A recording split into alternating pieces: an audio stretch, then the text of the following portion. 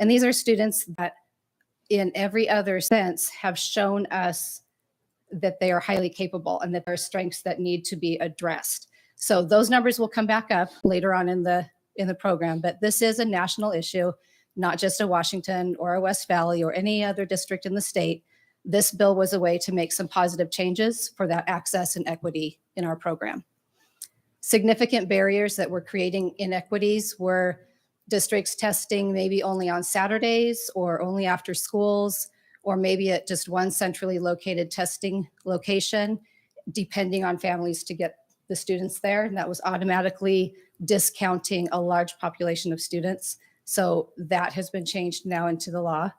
Requiring a referral form from a teacher or a parent as a requirement to even be looked at for testing for program, that was keeping a lot of students out.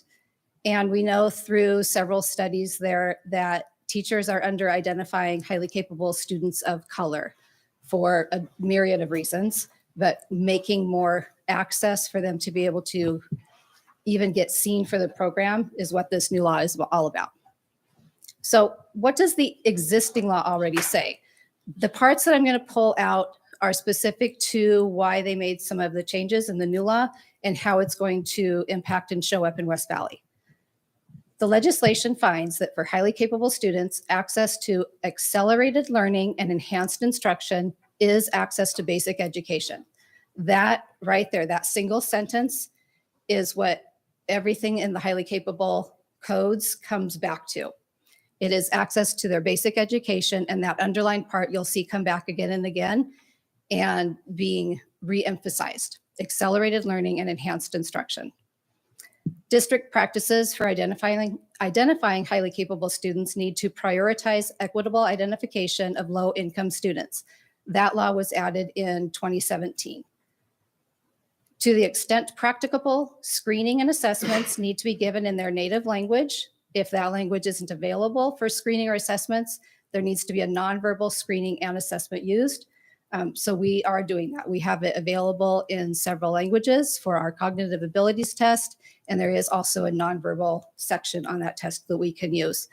We also look at things in their native language and how quickly they're acquiring the English language for our multilingual learners. So because we have had some best practices in place the last 5 or 6 years, no new changes need to be made for these laws. Districts must use multiple objective criteria to identify students, and there needs to be multiple pathways for qualifying with no single criterion disqualifying a student from identification. That has been in law for a long time. I did bring it up this evening because the language that came from WVSD for policy 2190 that you are going to be looking at later this evening took these out for some reason. And OSPI has been working with WVSD to try and figure out why some of these things were removed from that 2190 language. I am assuming you're going to be seeing a new proposal from WVSD coming through pretty soon, because there were some things that were removed and they have not been removed from the law. They are still part of the WAC. Subjective measures was also removed from the policy 2190, but it is not removed from the state language. Subjective measures like teacher recommendations, behavior rating scales, anything that's subjective can be used to support identification, but it can never be used to disqualify a student from services. So we want to make sure that we are still following that, even though it's been removed from the policy language. It is absolutely still part of the WAC. And when I say WAC, that's the Washington Administrative Code. So our new law, the one thing that changed immediately was some language changing, and it's because of terminology. It was before using terms nomination. Nomination has been removed from everything highly capable and been replaced with referral. And now they are also replacing the term selection with identification and placement.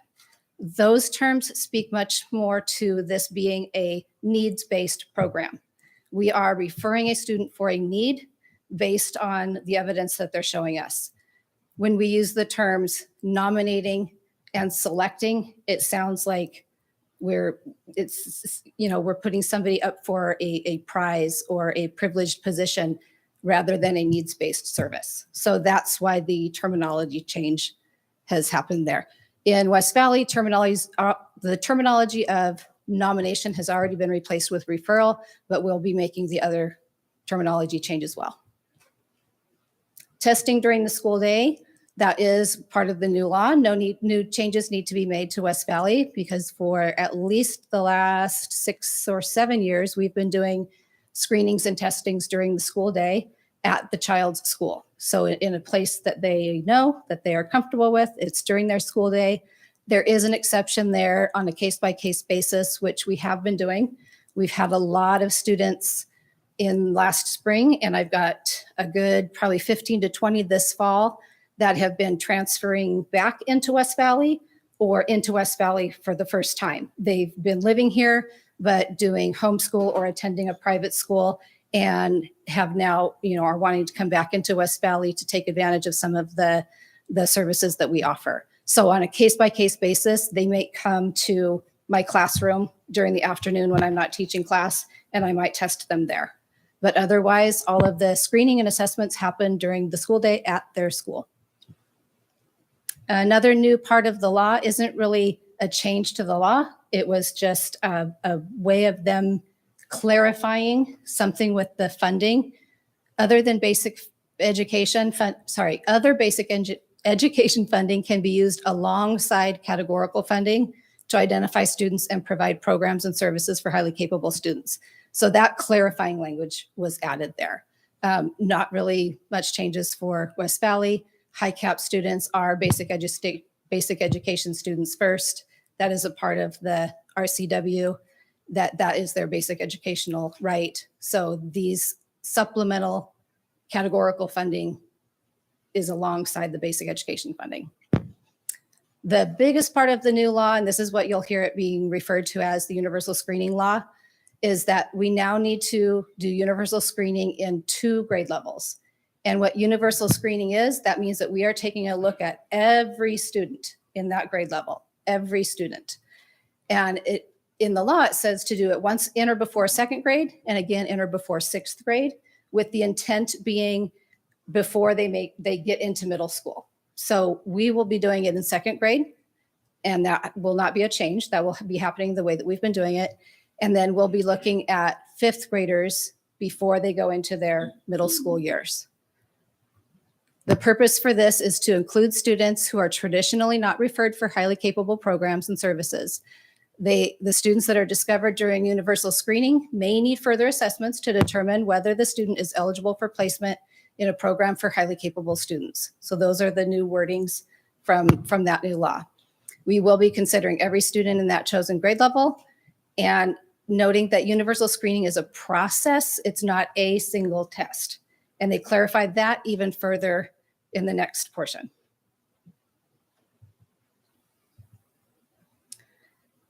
Yeah. Districts need to consider at least 2 student data points during universal screening, which may include standardized tests, classroom-based assessments, performance cognitive tests, achievement assessments, research-based behavior rating scales. They did make sure that they put in research-based behavior rating scales. So we can't just develop our own behavior rating system and use that as one of the 2 data points. It needs to be something that's more research-based. And as with anything, the more information that you have, the more educated of a decision you can make. So we want to get as many different things from as many different buckets as possible. At 2nd grade, we will have their iReady scores to look at. And then we will also do the cognitive ability test, the COGAT screening with all 2nd graders. So we're looking at 2 different buckets there, like an achievement assessment bucket and that cognitive assessment. At 5th grade, we will have 4 iReady tests by the time we're looking at them, 2 reading and 2 math from that school year, and their 2 smarter balance tests from the previous year, which are all academic achievement tests. So to get another type of bucket of assessments in there, we're going to be adding the Purdue rating scales at 5th grade in reading and math. And then if they're a multilingual learner, we're going to do it in, it's called foreign language, but it will measure how quickly they're acquiring English. Just because we have universal screening, it is important to note that we look for data everywhere, even if we don't have that same data for each individual 5th grade student or each 2nd grade student. If we have a student with WVSD scores that are showing talent or rapid acquisition of the language, we will look at that. All of the instructional coaches know to be watching for students that are spiking up in their abilities. In the schools, we've been asking all of the school psychs that are giving WISC tests during an IEP process that if they see a student that is showing spikes of talent or strength areas, we can use that data as well. So just because we don't have the same tests for each student, we'll collect as many pieces of information as we can. We can even use work samples, portfolios, anything that we can use to show a need for program services. Oh, and the note down there at the bottom, because we need 2 or more data points to make a decision and no one single criterion can disqualify a student, that's why we're definitely wanting to look for more than 2, because then it becomes an either or instead of we have this evidence and this evidence and this evidence. Okay. New clarification, this is not new, but they clarified it. They called it out specifically that referrals still need to be available for all grade levels, not being universally screened. Even if they are in a grade level that's being universally screened, if a family or a staff or a community member or the student themselves feels like they need to be referred, I always say, please do. Please go ahead and refer that student, because the more information we have, the better. The referral window will be opening on October 1st of every year. This year that happens to be on a Sunday, so it'll be opened up, and it's open until December 15th. During that window, we will be having information night webinars for families that have questions about the program in English and in Spanish separately, because we've found that our Spanish-speaking families are much more likely to voice questions. They feel a little more comfortable when we have a meeting specifically for them. Last year we did that and it worked really, really well. All right, the purpose of the new law, and this kind of gets back to some of those initial things that I showed with the existing law. District practices for identifying highly capable students must seek to expand access to accelerated learning and enhanced instruction at the elementary and secondary schools. So that's why the 2 different universal screening grade levels. And advance equitable enrollment practices so that all students, especially those from historically underrepresented and low-income groups who are ready to engage in more rigorous coursework, can benefit from accelerated learning and enhanced instruction. They will repeat that phrase over and over in these WACs. So you can see along the bottom, if you've been watching like the West Valley School District Impact, most of those bars along the bottom say no new changes need to be made, because we've been doing a lot of this already, but we're going to be even more intentional about it, adding those rating scales at 5th grade and continuing to improve our access and equity for our program. Other things that we've been doing already is ensuring that whenever somebody is screened or tested, that if they are on an IEP or a 504, all of those accommodations are being followed. When they take the cognitive ability test screener, we don't just look at the one comprehensive score, we look at the raw scores for each individual area, because students can qualify in a single domain. If you look at just the comprehensive score, you might be missing somebody that has a single domain strength area that they could benefit from services. We have the instructional coaches looking out for kids that are showing, spikes of talent. We have the school psychs. All of our selection committee members have been through the training for the Highly Capable Plus course on access and equity. We have reps from all of the buildings on that selection committee. Our family engagement coordinator, Minerva Pardo, and the people that she worked with have been amazing at reaching out to families when maybe even though the paperwork is coming home in their home language, maybe they're not understanding what the program is. So they're great about making those phone calls and reaching out to secure the parent permission that I need to be able to test the kids. We're doing anything we can so that kids that can benefit from the program don't fall through the cracks because of a lost letter in the mail or somebody didn't understand the wording on the translation or anything like that. We're really doing our due diligence to make sure they all have the opportunity to be in program. So using these practices, we've made some really good improvements, especially in identifying 2E or twice exceptional students, which are students that have both a gift and a talent, but they also have some type of struggle. So it might be somebody that is highly capable and autism spectrum, highly capable and dyslexic, highly capable and anxiety ODD or OCD. It's being highly capable or gifted and another diagnosis is what twice exceptional or 2E is. We're becoming better at identifying students with those needs, recognizing that they have a strength that we need to support, but they also have a disability or a struggle that we need to support. But we haven't made as good of improvements with identifying our multilingual migrant or mobile homeless students. There's been small improvements, but not as much as I'd like to see. So you can see on this, the numbers are rather small, but I did try and blow them up a little bit. Statewide, remember from that earlier slide, students with disabilities are underserved by 2.3 times. And by disabilities, we're looking at students with IEPs or 504s. So the blue and the purple down here. In West Valley last year, our newly identified students, that was down to 1.7 times. And we're much closer with our 504 enrollments than with our students on IEPs.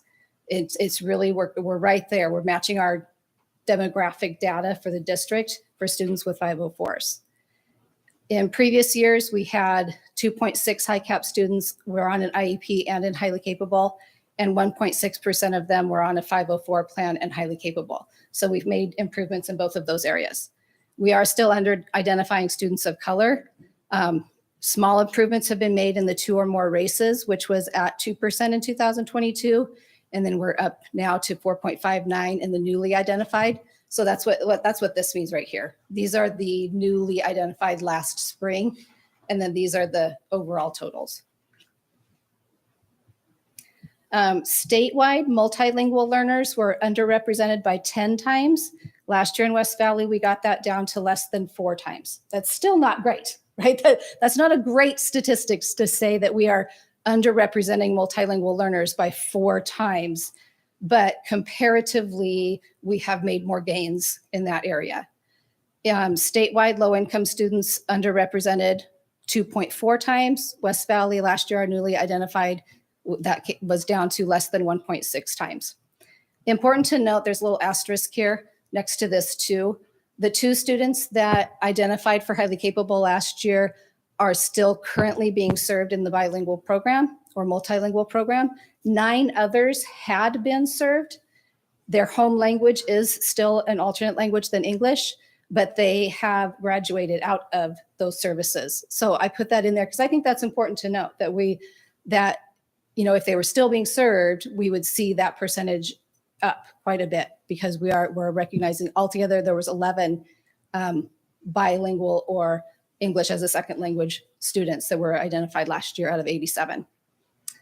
Adding that research-based Purdue rating scales, we're hoping that not only for reading and math, but also language acquisition as part of 5th grade will help some of those percentages more closely match our West Valley demographics overall. Now, and then down here in the migrant and the homeless McKinney-Vento, the reason why there's no data here, there's the double asterisk. In the previous year, those numbers were reported together, even though those are separate programs. Those are separate demographics when you look at it on the report card through OSPI. The previous year, the total was 3 students, total between migrant and then the homeless McKinney-Vento. Now we have 9 students, and you can see how there's 6 in one and 3 in the other. So we're getting a little bit better with identifying students for those needs. And some of that work is really our support staff that is going out and meeting with the families and trying to find them and calling them or talking with them to make sure they understand the benefits of this program for their children. Right, so that was about the new laws and the changes. Really quickly, I want to kind of go over the multi-tier systems of support and how highly capable fits into that. MTSS, this comes right off of the OSPI's website page. You can see their graphic there. Multi-tiered systems of support, or MTSS, is a framework for enhancing the implementation of evidence-based practices to achieve important outcomes for every student. The MTSS framework builds on public health approach that focuses on organizing the efforts of adults within the systems to be more effective in that system. MTSS helps ensure students benefit from nurturing environments, equitable access to instruction, and supports that are differentiated to meet their unique needs. And you can see all of the different areas that MTSS addresses down there. If you've heard of MTSS before, you probably saw it as a pyramid or a triangle. I'd like to have us tip that triangle on its side and think of it in both directions, because it is a continuum or a systems of supports, like more like a rhombus. So it should be displayed a little bit more in a continuum like this, where our tier 1 supports are in the middle, the district curriculum, where the majority of our students are at grade level content, or plus or minus 1 grade level. All students are experiencing some differentiated lessons there in that tier 1 service. Tier 2 is when we're adding some supplemental supports, whether those are supports for remediation or scaffolding, or whether those are supports for some more enrichment and some challenge.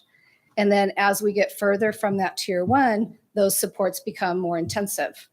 So when we think about MTSS, if you're ever presented it in just the left side of this rhombus, remember that it does go both ways. And our twice exceptional students are living in both ends of this. So we have students in tier 3 intensive challenges that are also receiving supplemental supports for a struggle area that they have. I'm going to take a look at just that right side. So if we looked at just the right side of that, tipping it back up as a pyramid this time, a little more three-dimensionally, we've got the community, family, and school supports along the bottom as the foundation. And then in the background, in that kind of dark gray bar in the back, that's where our learning plans, counseling, staff development, coordination, and ongoing evaluation of our program comes into play. That's a lot of the behind the scenes work that myself and Geraldine Ashbaugh are doing. And then the work that our classroom teachers are doing and our building principals and support staff for the different tiers of support here, with the tier 1 services in the classroom, differentiation, universal design for learning, cluster grouping, flexible grouping, all of those kinds of services that all students are getting access to. And then it kind of goes up through needing more support, more challenge, and different levels of service there, because it is not just a one size fits all. Nothing about education is one size fits all. So we know we need to have different levels of support. Okay, and speaking of support, I'm just going to end with a list of some of the kinds of support that I'm adding and continuing to do throughout the year for both students and staff and families. For staff, we have monthly newsletters with links to resources, professional development videos, program updates, a lot of different things going into those. I sent one out yesterday. Last time I looked, I believe it's been opened and accessed and clicked, so people are accessing and looking at the information from it. I think there was about 145 people that had looked at it as of this morning, and it went out less than 24 hours ago. So I was happy to see that people were accessing the tools there.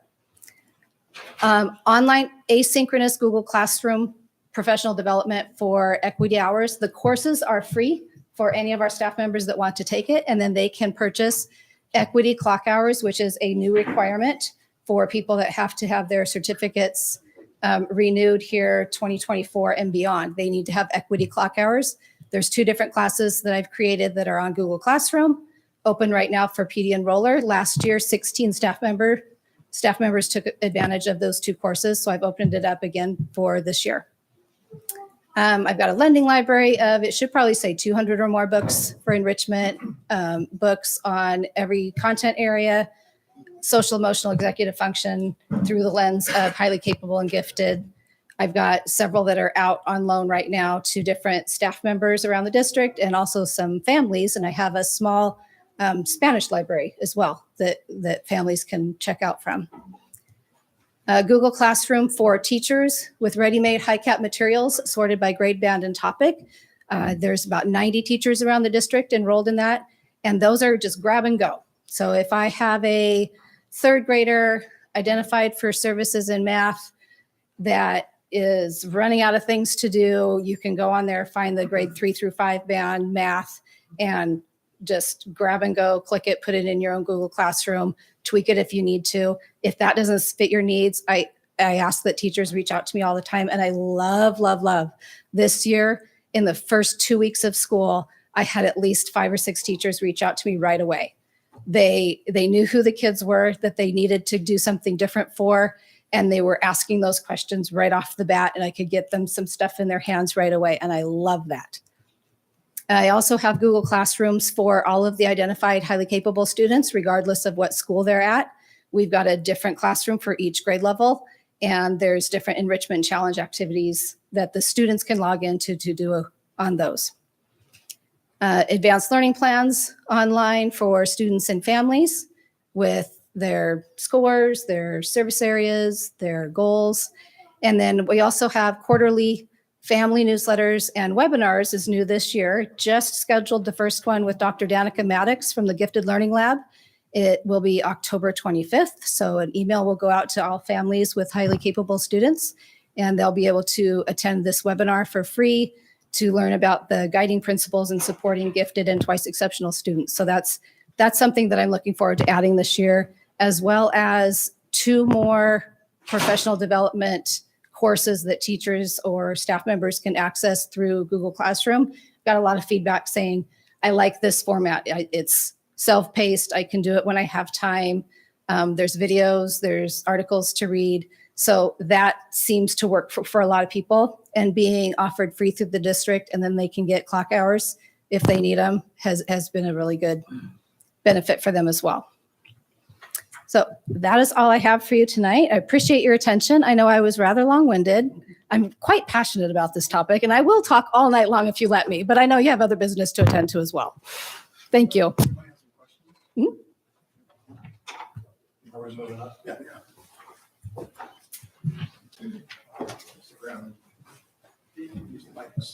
Okay.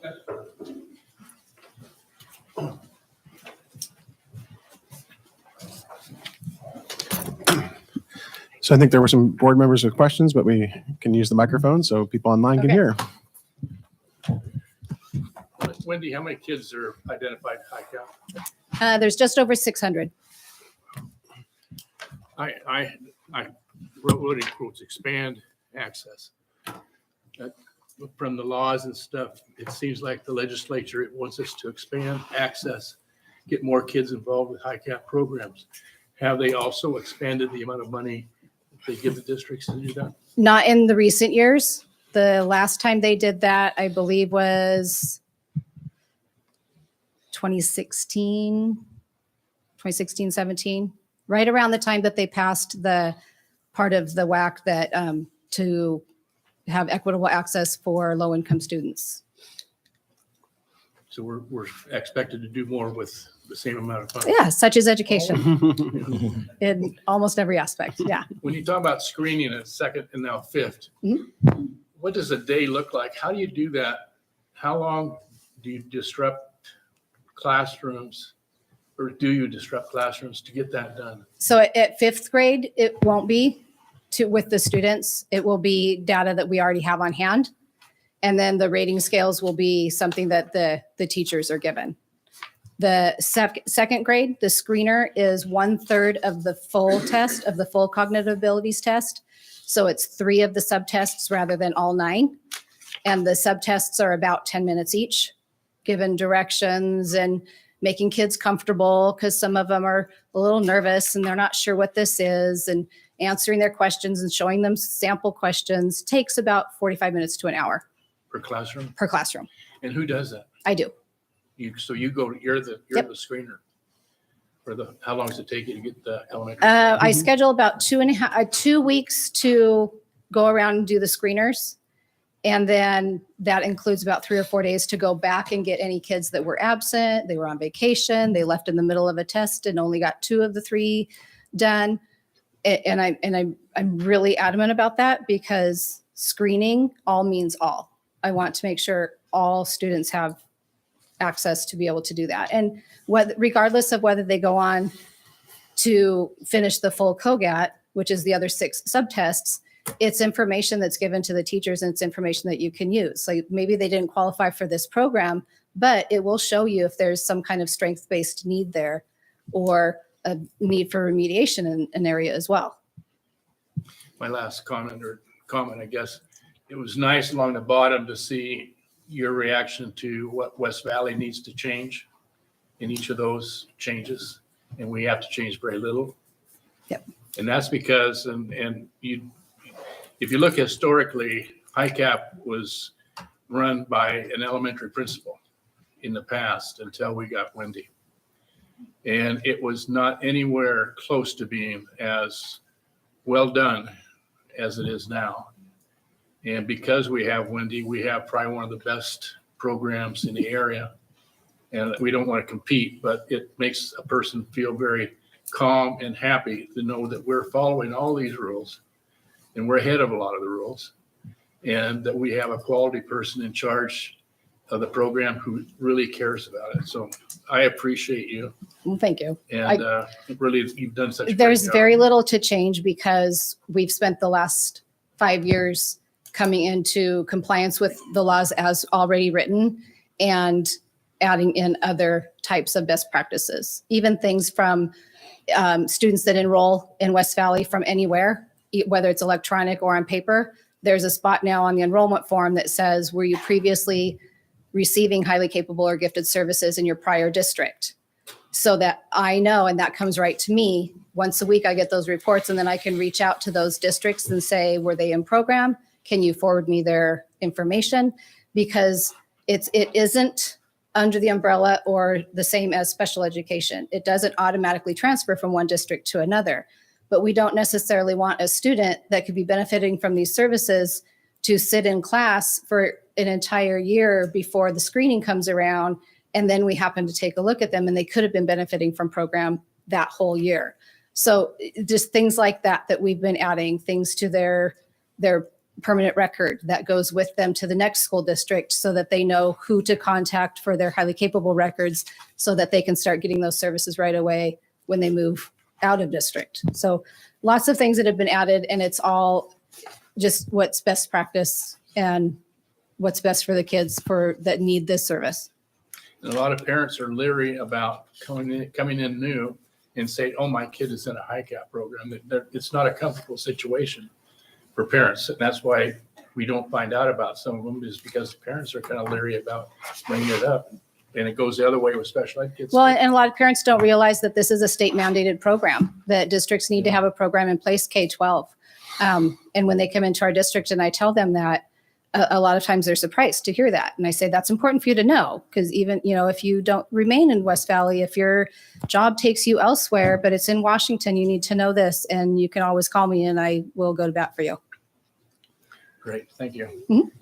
See, one of the things that concerns me, Wendy, is the amount of time, screen time the kids spend during the school day and all that. And I guess my question is, how many hands-on opportunities do we give the majority of our highly capable kids, field trips and whatever So during services or to identify them? during services? Well, and that looks different with the different level of service that they're receiving. So if they're receiving that tier 1, tier 2, where they're in a general ed classroom, they're getting what those hands-on opportunities are. That looks different in lots of the different schools. Wendy, maybe you could share a little bit about the students that you serve at the mid-level campus. We haven't heard much about that program. That part of it. Yep. So on that first slide, when it says highly capable coordinator and mid-levels teacher, so I teach a 6th and 7th grade. We call it advanced project-based learning, or PBL class. And they are doing things on the screen as well. Right now, we're doing the stock market game. I had a parent that is a CPA 401k manager is his job, but it's his hobby to play the stock market too. And he's very knowledgeable. So he came in and presented to the students and gave them lots of tips for what to do with their virtual $100,000 that they're investing in the live stock market right now. And we are in the top 9 places for middle school teams across the state. The winning team gets $25 Visa prepaid gift cards. They're pretty excited about that. So real money for playing with fake money. But so that they are doing online, but they're doing a lot of research for that, looking up companies. They found out that, Amazon's getting sued earlier today. That hit the news. So those that had Amazon stock were a little worried. So we do on-screen projects, but we're also doing lots of hands-on projects. They do a Shark Tank where they create an item. Mr. Thorner's been there as a shark, one of our Shark Tanks before. So we do a lot of hands-on with that project-based learning class. But as far as other classes, I can't speak to what they're doing in all the buildings. Thank you. I have a few questions for you, Wendy. You mentioned policy 2190 that we're Yes. looking at tonight. Mhm. What exactly in here are you most concerned about? The first concern was when it said universally screen all students, and yours may have the word all removed, because I know that Stacy Drake did some edits after I raised some concerns.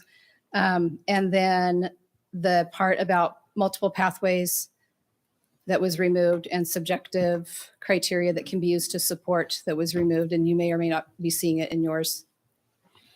Yeah, we took Is it the straight? recommendations from you, Wendy, and we put that into second reading. Okay. So for the board, the second reading is in blue, the information that Wendy had shared with us. So we made sure we put that in there. Thank you. This is what's in the board. Yeah, so the multiple objective criteria is still part of law. The use of subjective measures only to support identification is still in law. So those two parts that are crossed out may eventually be put back in. Alicia from WASDA, she's one of their legal spokespeople, is working with their attorneys that came up with this boilerplate language to see if they need to change some of it. So what's your recommendation to the board about this language as it is presented in the packets? So all right now is still, it's in blue, but it's still crossed out. Are you considering That's it crossed. being there? No, that means that it's going to be crossed Okay. out for the reading. The multiple pathways underlined would be something that's added from.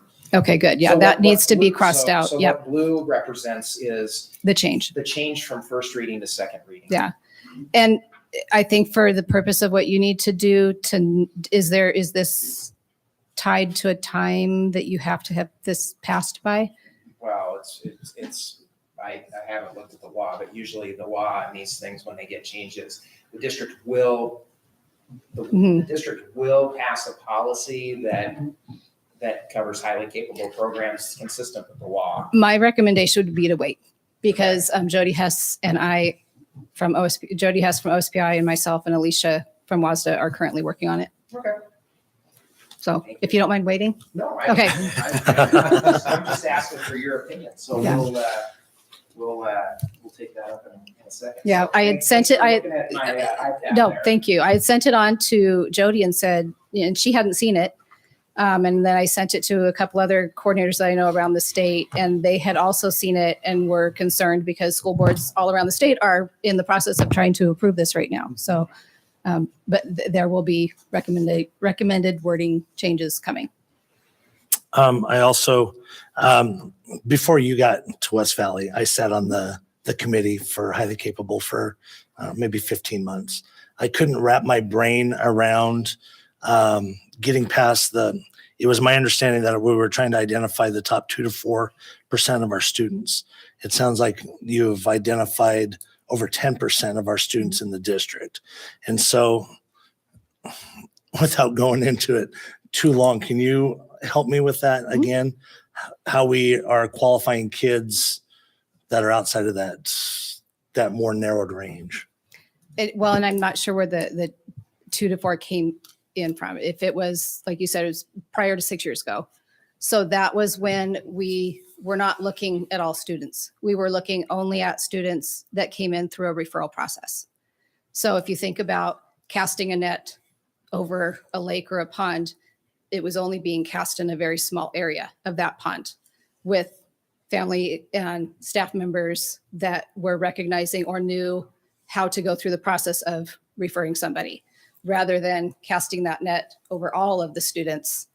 And also, it wasn't looking for single domain strengths. It was only looking at one score as a cut score, rather than, talent in a reading area or talent in a math area, not only just looking at the composite. So that was one area that was keeping a lot of students out that really could have benefited from program.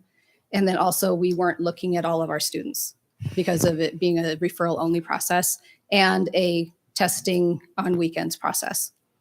Parents had to, be available and drive them to the test. So that discounted a lot of our students that maybe couldn't get there or didn't speak the English language, but really had the talents that we needed to be serving. So we were discounting a lot of kids. So there's really no percentage. We're not looking for kids in a certain percentile. We're To be- looking at percentiles, yes. So, but which is different than a percentage. Correct. Right.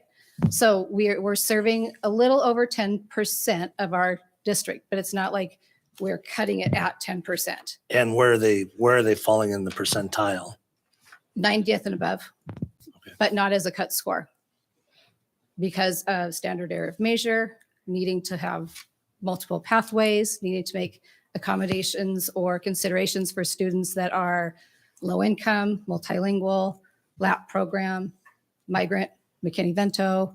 We have to make we have to make considerations for those specialty areas that are traditionally underserved. And part of that is in the wording of the WAC that says, when compared to peers of their same age, background, and experience. So we look at their age-based scores, but we also look at their experience scores. So a child that is same age, but poverty doesn't have the same background experience as somebody else that maybe isn't experiencing poverty. So we have to take that into consideration under that part of the WACs. And then also the part that they passed in 2017 that we need to increase our access and equitability for low-income students. So that has made us look at more students more fully as well. Okay. I heard you say that you can't use teacher data to exclude a student from program, but you can use teacher data to include those students. To support. There has to be multiple objective criteria. So there has to be some objective criteria also that supports a need for program services. And then we can also use subjective criteria or teacher rating, teacher data to support that decision. So if we have a student that we're not sure, there's some evidence there, but maybe, not enough to make a definitive decision, but we have this subjective criteria that has been submitted or work samples that support the talent for that student, we can use those to include them. But the purpose for that is so that we don't have, and this had been happening as well in the past, not just West Valley, but this had been happening where students were qualifying, off the charts qualifying 99th percentile on every subtest that they were given, but they were not the greatest behavior. The term that I had been told was they were not PAL material. And this was 10, 15 years ago. That, and I don't even like saying that term out loud. That's one of my big red flags, because that's probably why that child was behaving. Their needs were not getting met. Whether they're served in a self-contained or a gen ed classroom or wherever, those behaviors were saying something, that they needed a different service. And once that service changed, that behavior probably changed. Maybe not all the time, but that is not a reason to keep a child out of program if we have all of the objective criteria showing the need for that program. The new assessment, kids being assessed in second grade and now fifth grade. If they're assessed in second grade and they qualify as highly capable, are they assessed again as a fifth grade? They're not given a COGAT assessment in fifth grade. It's the universal screening at fifth grade is a data sweep. So they are, the kids don't even know what's happening. That's me in my office going through all of the data that we have for those kids. And then the teacher's doing a rating scale for them. But it's not a separate assessment. So they won't, the purpose for that too is for kids that are, well, to use the term late bloomers, or they transfer in and they weren't caught in some of our other safety measures that, try and catch all of the kids that could benefit. If they haven't qualified in second grade, they have another opportunity before they get to the middle level to see if they could benefit from those services. But I'm not sure that answered your question. So say that Not one more really. time. So students that have already been identified, Right. maybe we have some students that are attending PAL. Maybe we have some students Yeah. that have qualified but have chosen to stay at their home school. Will they all be reassessed again as a fifth grader? No, because they're not taking a separate assessment. Okay. Yeah. Okay. Yeah. Students that that qualify in one domain Mhm. and let's say they're on an IEP or 504 or some sort of bilingual support for education. If they are, I'm going to say they qualify in ELA, but they struggle in math. And so if they are in a classroom, if they're in a third grade PAL, how are They wouldn't be in third grade PAL. with one domain, they wouldn't be No. in third grade PAL? Nope. So is that once they get to the middle school, if they're in one domain, they could be in one classroom, in ELA classroom, but then they're more of in a general ed in math or Possibly. the support classes? Yeah.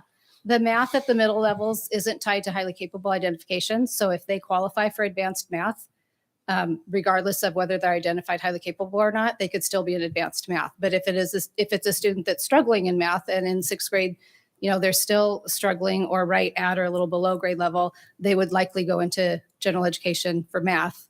And then for their ELA, which would be their ELA in humanities, would be in the advanced, as long as their scoring still showing that they still need those program services, because we might have 38 kids identified for ELA services in sixth grade, and we have one class with 30 spots. So 30 kids based on a matrix of their current scores, who's currently showing the most need for the differentiated services, would go into that classroom, and then the rest would go into general ed, still in highly capable, still getting those tier 1 services that we saw in the MTSS in their general education differentiation class.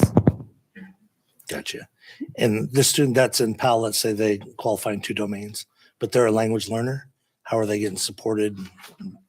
Is it a pullout For at language, the elementary? I'm going to say third grade PAL for multi-language learners. for kids that are, struggling with language.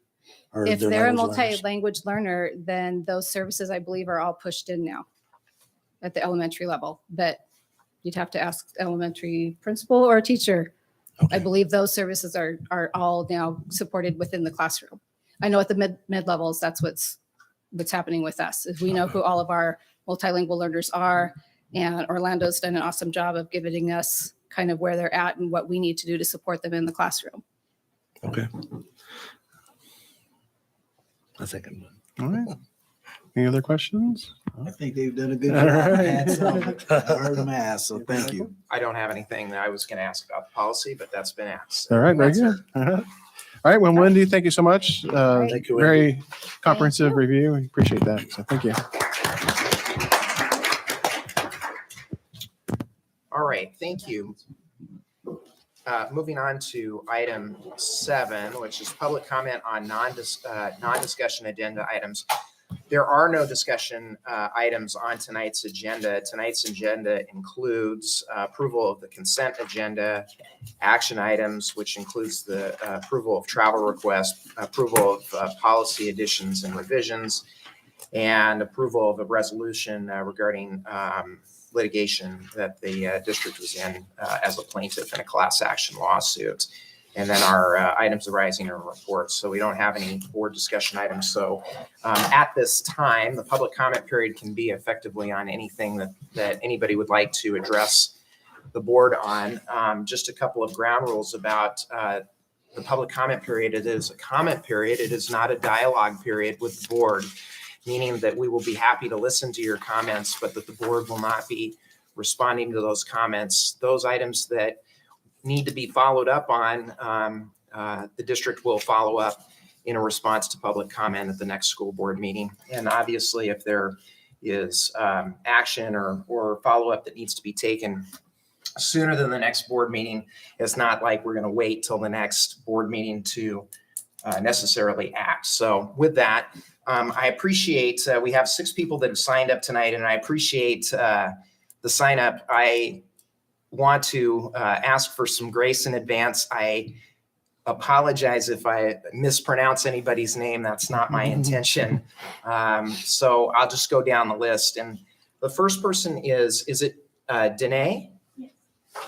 Okay, 1 for 1. You're up first. If you wouldn't mind stepping up to the microphone and saying your full name and we're all ears.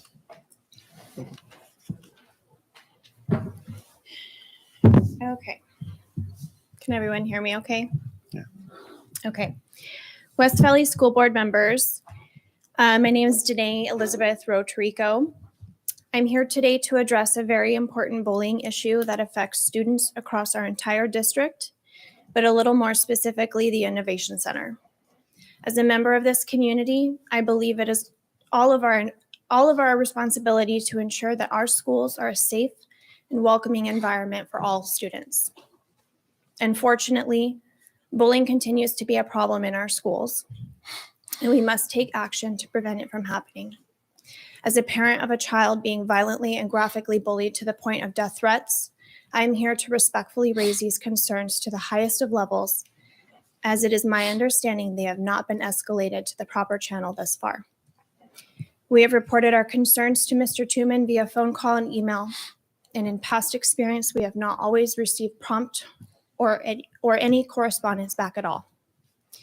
The bullying started in the 2022 to 2023 school year with one student specifically, and it gradually got worse and worse. I had asked for sit-downs between the parents and classroom changes to avoid future conflict between my son and the other student, but my ideas and suggestions were shot down by Mr. Tuman.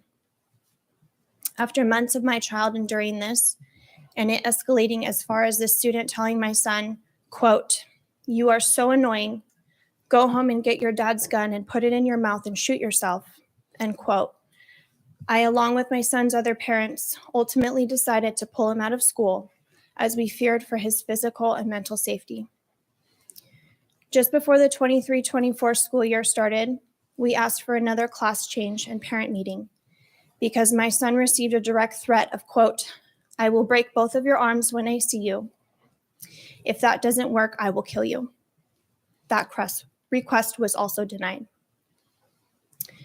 After going above Mr. Tuman's head and doing more digging, I contacted the superintendent's office. I was informed by Stacy Drake that Mr. Tuman had not documented the reasoning of my son's removal last year or any other dealings between my son and this other student. I was instructed by her to file a restraining order, as that was the only thing the district would be able to do to keep the student away from my son, as this was on paper the first they were hearing of it. On September 12th, 2023, I emailed a screenshot of a text exchange where a student made a comment about beating up my son and taking photos of it. And another text that reads, "If my son doesn't kill himself, we'll do it for him." I received an email response from Assistant Superintendent Stacy Drake, assuring me it would be promptly taken care of. After several days had passed and hearing nothing back, I called Mr. Tuman on September 15th, 2023 for an update on the investigation and was told, quote, "That text message was from last week, not from Tuesday, so there isn't much I can do." As if the text message doesn't still exist.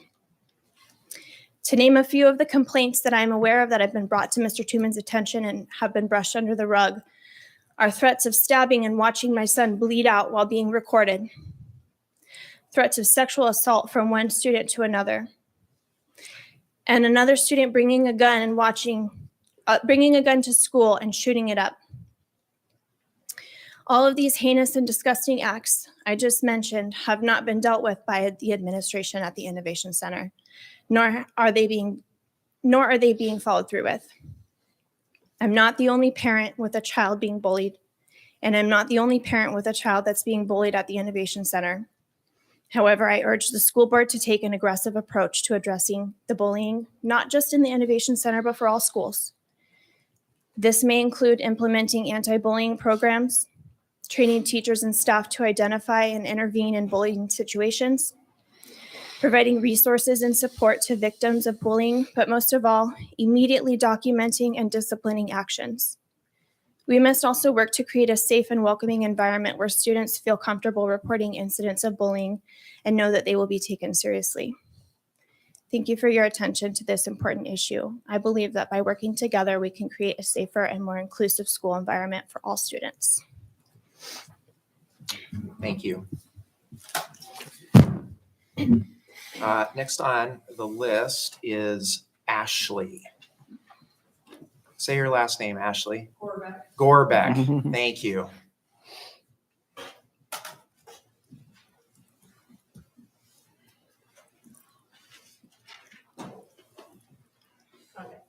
Ashley Warbeck. My son, I'm sorry, I'm going to get worked up. My son, who Danae was just speaking of, was my stepson. And so I'm trying not to get emotional. But we had to go to court due to the lack of Mr. Tuman taking this bullying seriously and going through the proper channels to get it stopped. Telling the kids to just walk away is a good answer, but as a teacher and as an adult, you're supposed to be keeping these kids safe, and hearing, oh, and just having them brush it under the rug is heartbreaking. I have other children besides the one that me and Danae share. So hearing that the West Valley School District is just like brushing it on the rug, acting like bullying's not happening. And I have friends that have children that come to the West Valley School District and has told me, and their children are now in the high school, that it's been happening for years and nothing is being done about it. So I hope that with me and Danae coming up and speaking to you guys, it becomes a serious issue before someone gets hurt. Thank you.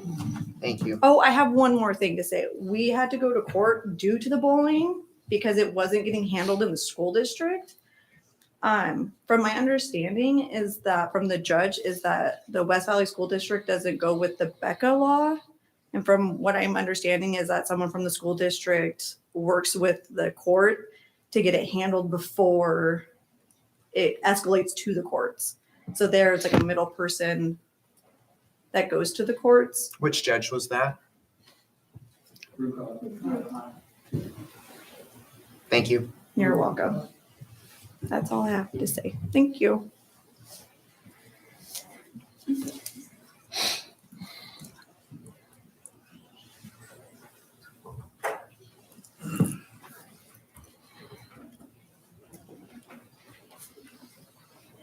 Okay, next on the list is Jolie Grant.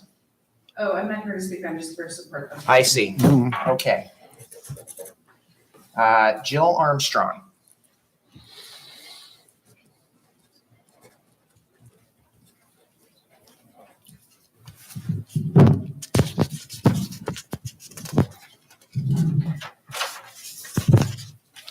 You guys have to forgive me, I really get anxiety, even though I know each and all of you guys, I really hate public speaking, and I really didn't plan on being up here tonight.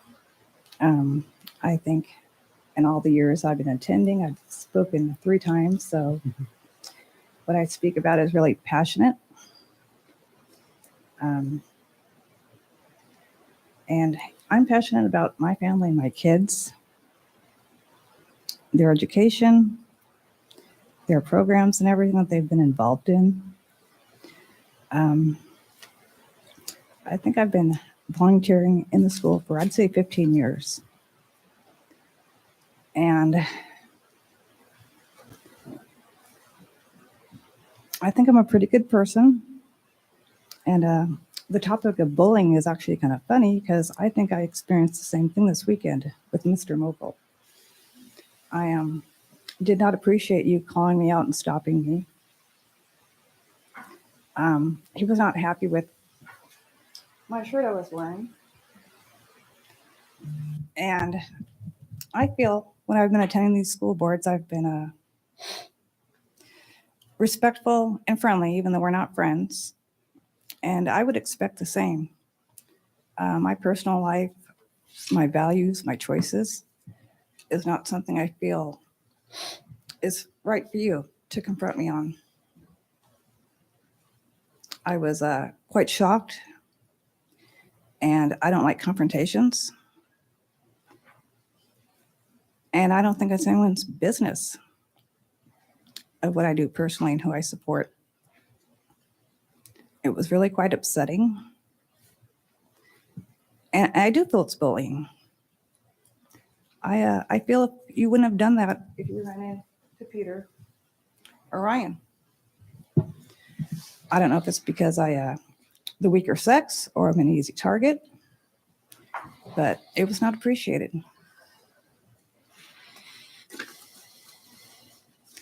And I really didn't want to say anything about it, but it's caused me a little bit of anxiety.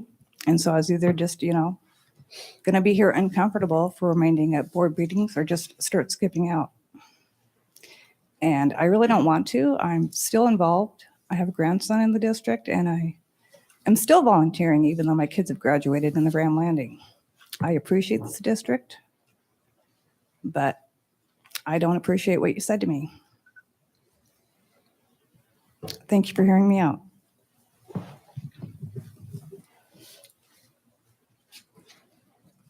I'm going to skip over the next speakers on the topic of bullying and harassment. Is it Luanda Larson? Or Zandra? Zandra, that's okay. How could I apologize, Zandra. It's happened all my life.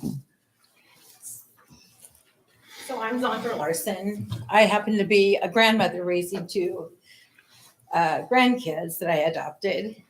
And they both attend the Innovation Center, which I thought was the greatest thing on earth for them. But for the granddaughter, not so much. It's come to a point where she has to have mental health treatment. Intensive. And the same two bullies that have been bullying their son have been bullying her for 2.5 years. I wasn't a good listener until this last week. And I realized that she can't attend the Innovation Center anymore. I pulled her out today. She'll be going homeschool. And it's a dirty, rotten shame. She's been labeled as a drama queen, a rumor starter by the principal. I got a phone call the other day that she was getting into business that was going to be legally taken care of, which now I know what it was. I figured it out myself. And she would be sorry. She wouldn't want to be involved in all that. Yes, we want to be involved in all that. I was ashamed when I heard the way Judge Rukoff handled it today. Because that kid that's bullying at the Innovation Center is always going to bully, and he is always going to get by with it. And I'm afraid he might be one who hurt my granddaughter, and then they not believe her. So what they're saying is true. It's very true, and it's scary. Very scary. I could go on and on all night about it. I've been listening to it for 2.5 years. Two boys' names. My mother even knows their names and the stories. I just wish I would have listened a little bit more.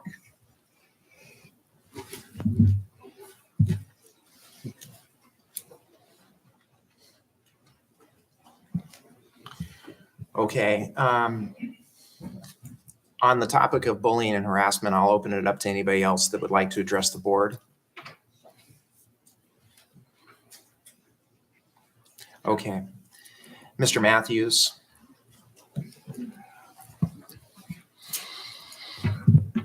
Thank you. Thank you. Just a quick update. Guess I haven't been talking enough. Just as a quick update, again, West Valley High School PTSA has a candidate forum scheduled for the 16th, Monday. Invitations were issued to all 6 of the candidates for the school board office, and 4 have agreed at this point to attend. So it's going to be an event in which the questions are collected and submitted ahead of time, and then the PTSA board will select the questions, and those questions will be posed to all candidates. So obviously would encourage the community to attend, and ahead of that, any questions to be submitted to the PTSA. Thank you. Thank you. Mr. Matthews, can you give me that date and time again one more time? Monday, the 16th. All right. October 16th. Oh, where and when? 6:30 to 8:30, West Valley Fire Station. Thank you. Okay. One last call for public comment.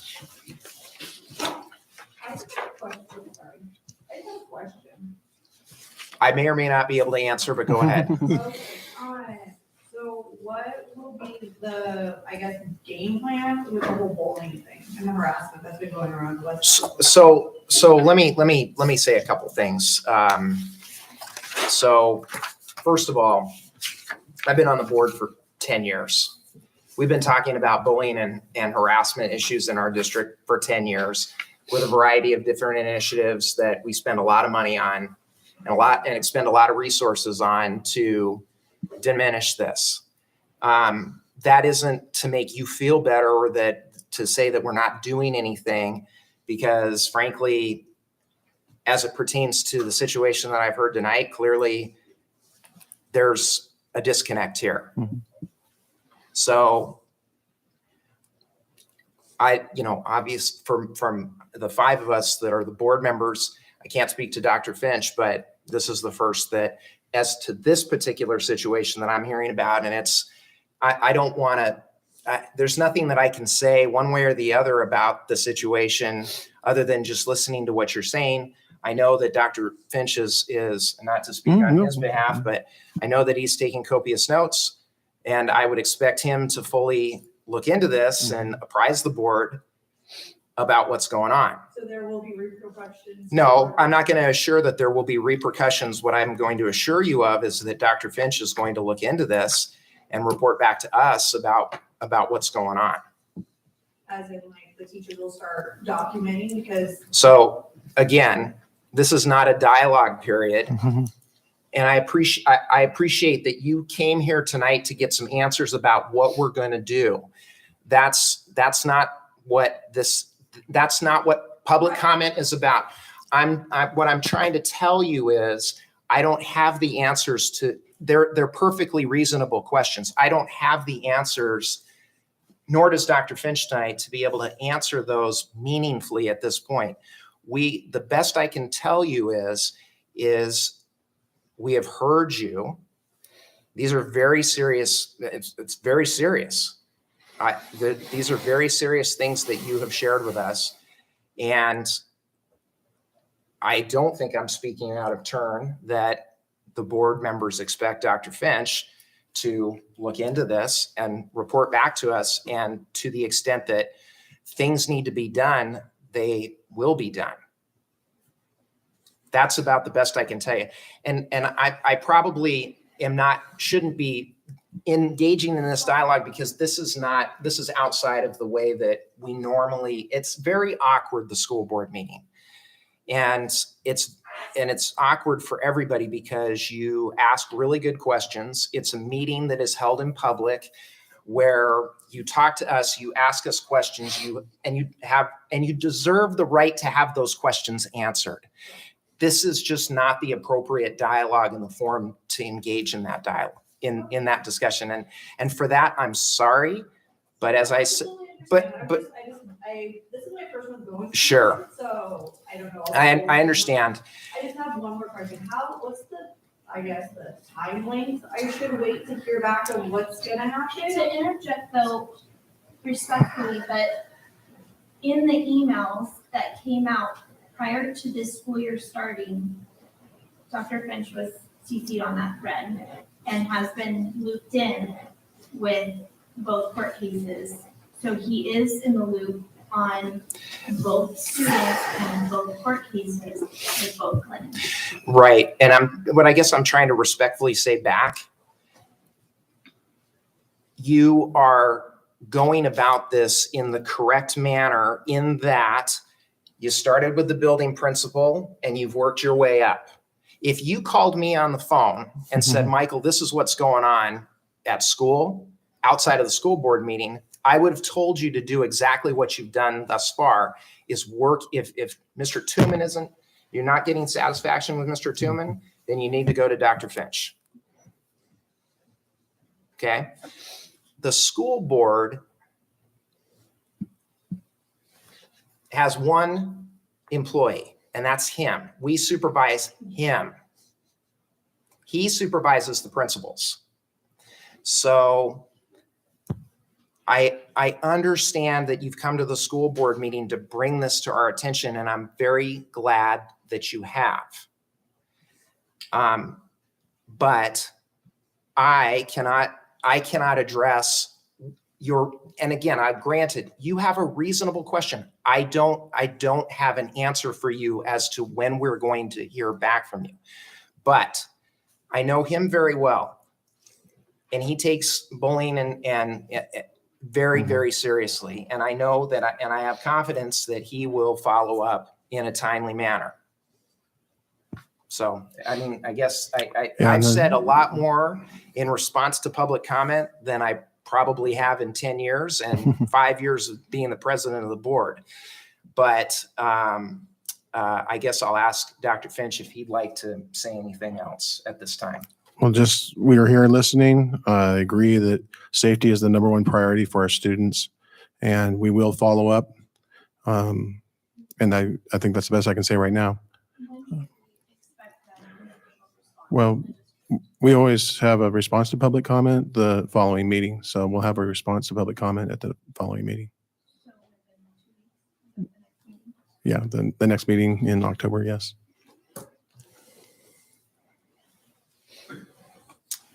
Right. And I think Peter Marinacci. Yes.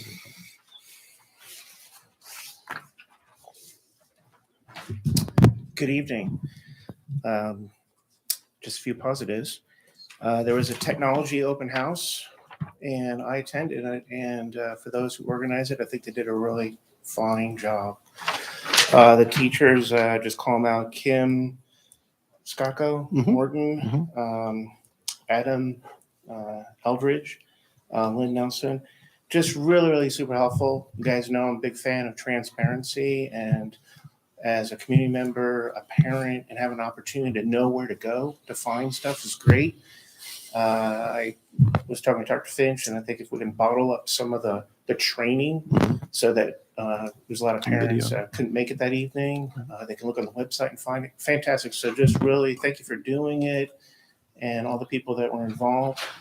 Just shout out to Wendy Clark. My son's had the pleasure of being it. It was a pleasure listening to your presentation tonight. So well done. And just shout out to Heidi Sutton. There was the news announcement of the Blue Ribbon School. So great job there. And I think she's well qualified to go on that trip on her own. And you know where I'm coming from there. So thank you so much.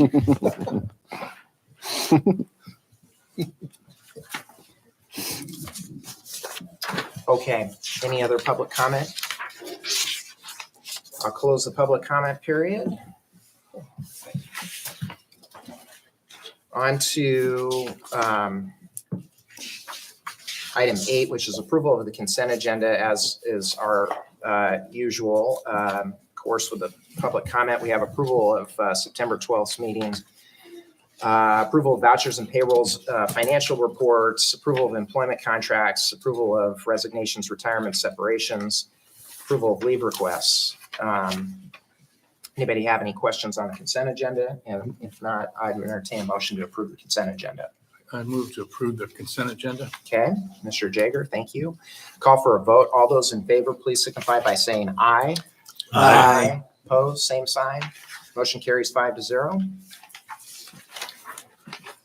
Item 9, action items. 9A is approval of 3 travel requests.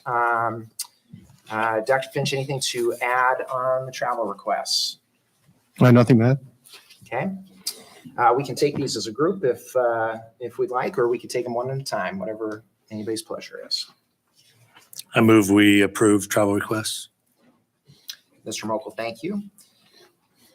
I'll call for a vote. All those in favor, please signify by saying aye. Aye. Opposed, same sign. Motion carries 5-0. Next up is approval of policy additions and revisions, second reading. So if I could. Yeah, go ahead. So this is second reading. There was some suggestions by the board, and I followed those with some addition to a cross-reference in the prohibition of harassment, intimidation, bullying. And then there was, the board had not approved 2 of the policies in first reading. We did check, and those were not required changes, so we pulled those and did not bring them for second reading. There was another one that Joe Connolly wanted to do some more research with the auditor's office, and so we pulled that one as well. And now, after hearing Wendy Clark this evening, I would suggest that we table 2190, just pull that from the agenda. That's my suggestion. And then you could take the other ones as a group. As Ms. Clark was talking, I did look at the Senate bill. There's, unlike some of the law where it says that the district will by a certain date adopt policy, that is missing from the actual statute.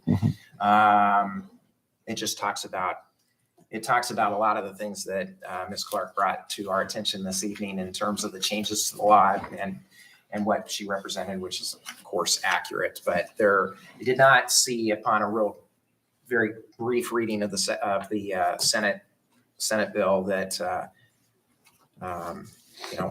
there's a deadline for adopting a policy. So, okay. So I'll make a motion then to approve the second readings of that are presented here, 1 and 2, and then 4 through 17, which are in our packet: 1610, 2121, 2230, 3122, 3207, 3225, 3231, 3241. 3520, 4001, 5010, 6020, 6217, 6220, 6530, and 6605. So that's my motion.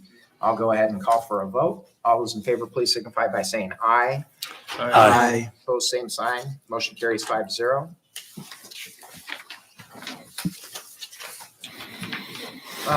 Next up is we have an approval of resolution 2309-733, Altria settlement. The district is a plaintiff in a class action lawsuit. Dr. Finch, would you like to talk a little bit more about that?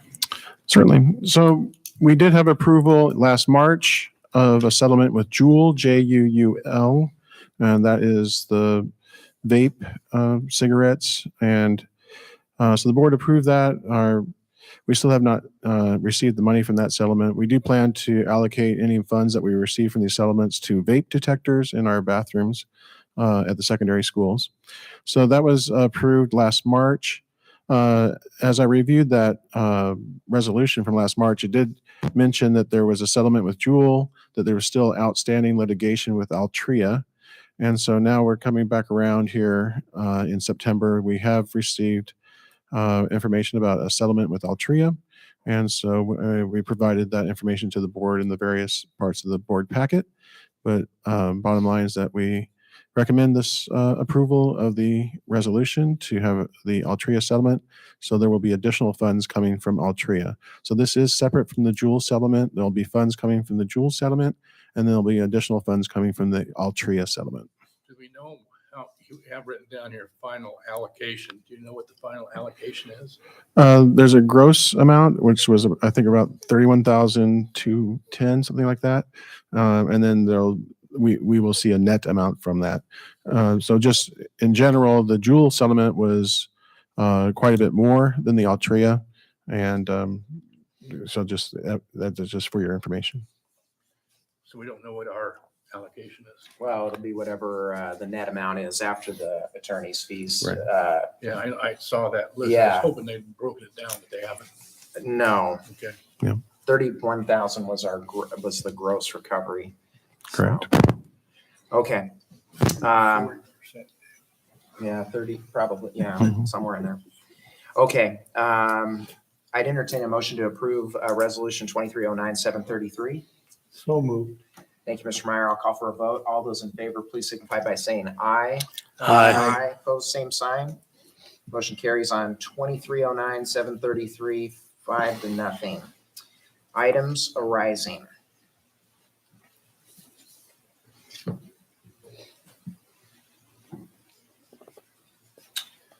Hearing none, moving on to reports. Apologize for the audience that some of the reports here were not included. So we will make sure that we have those posted to the website. But We have the administrative reports, so all the school reports, enrollment report will be posted. The safety report will also be posted. PBIS, that's something new this year. So that's the positive behaviors, interventions, and support. That's the work that Richard Pryor is doing with our schools. That was included in the board packet, which was a initial inventory or assessment to see where each of our schools are at with the implementation of PBIS, and then we'll have improvement from there. And then the travel log report was included as well. Peter, how are we? It seems like I ask this every month. How are we? With enrollment, well, the initial enrollment, I think, doesn't have the running start backed out. So we'll have a better idea with the October enrollment. But we were we have more students than we had anticipated. So we're in a good place when it comes to the budget. Okay, thank you. Superintendent's report. Yeah, superintendent's report that was sharing information and all the different press that we received for Apple Valley Elementary receiving the 2023 National Blue Ribbon School Recognition. So that's just a great credit to students, staff, and families at Apple Valley. There were only 2 schools in the state of Washington receiving this recognition. It was Apple Valley from West Valley and Thurgood Marshall Elementary in the Seattle School District. So that was really nice to get that recognition last week. Also shared that one of our recent graduates, Tyler Chinothbong from the Innovation Center, recently got hired full-time at Pexco Aerospace here near the airport. Pexco is a contractor for Boeing. All of the plastic inside a Boeing airplane is made here at Pexco. And so Tyler did a registered apprenticeship last year, got an hourly wage, high school credits, and college credits, and then basically worked his way into a full-time job with Pexco this year. So congratulations to Tyler. That was featured on the AJAC, that's the Aerospace Joint Apprenticeship Committee. It was featured on their website. Another recognition was Bailey Lowry from the Innovation Center. She received the STEM Rising Star recognition. So that was for all South Central Washington. And she was also highlighted on the Washington STEM website. And one of the things I shared here with the board was that summer 2022, Bailey attended a program at George Mason University in Virginia. She and her team were able to design, create, and publish a video game. And inspired by this experience, Bailey founded her own company. So that's pretty amazing. It's great to see that recognition for our students. And then finally, there was a question that Mike Meyer had at the last school board meeting. It was about the debit cards. They're technically, I think, called the Pandemic Electronic, what is it?